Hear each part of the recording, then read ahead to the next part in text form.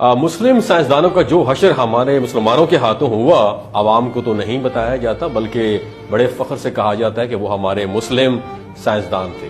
ان میں سے 5 سائنسدانوں کا مختصر احوال پیش خدمت ہے۔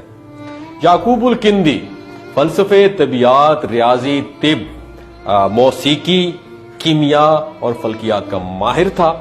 الکندی کی فکر کے مخالف خلیفہ کو اقتدار ملا تو ملا کو خوش کرنے کی خاطر الکندی کا کتب خانہ ضبط کر کے اس کو 60 برس کی عمر میں سرعام کوڑے مارے گئے۔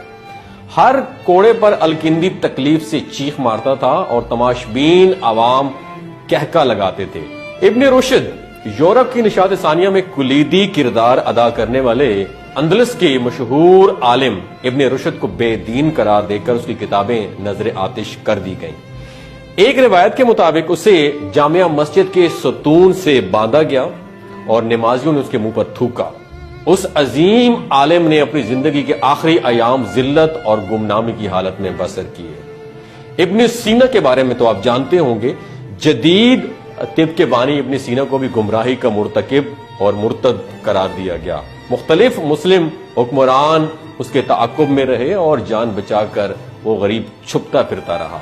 اس نے اپنی وہ کتاب جو 600 سال تک مشرق اور مغرب کی یونیورسٹیوں میں پڑھائی گئی، اس کا کتاب کا نام تھا القانون فی الطب، اس نے حالت روپوشی میں ہی لکھی۔ زکریا الرازی عظیم فلسفی تھا، کیمیا دان تھا، ماہر فلکیات اور طبیب بھی تھا۔ زکریا الرازی کو جھوٹا ملحد اور کافر قرار دیا گیا تھا۔ حاکم وقت نے حکم سنایا کہ رازی کی کتاب اس وقت تک اس کے سر پر ماری جائے جب تک یا تو کتاب نہیں پھٹ جاتی یا رازی کا سر۔ اس طرح بار بار کتابیں سر پر مارے جانے کی وجہ سے رازی اندھا ہو گیا اور اس کے بعد موت تک کبھی نہ دیکھ سکا۔ جابر بن حیان کے بارے میں بھی آپ جانتے ہوں گے، جسے مغربی دنیا کے لوگ جدید کیمیا کا باپ کہتے ہیں، جس نے کیمیا، طب، فلسفہ اور فلکیات پر کام کیا، جس کی کتاب الکیمیا اور کتاب السابعین صرف مغرب کی لائبریریوں میں ملتی ہیں۔ جابر بن حیان سے حاکم وقت کا انتقامی سلوک، حکومت وقت کو جابر کی بڑھتی ہوئی شہرت کھٹکنے لگی، چنانچہ جابر کا خراسان میں رہنا مشکل ہو گیا تھا۔ اس کی والدہ کو کوڑے مار مار کر آخرکار شہید کر دیا گیا تھا۔ جابر بن حیان اپنی کتابوں اور لیبارٹری کا مختصر سامان سمیٹ کر عراق کے شہر بصرہ چلا گیا۔ بصرہ کے لوگ جابر بن حیان کے علم کے آخرکار گرویدہ ہو گئے۔ تو دوستو، یہ 5 مسلمانوں کا جو حال ہم مسلمانوں نے کیا تھا وہ کسی سے ڈکی چھپی ہوئی بات نہیں۔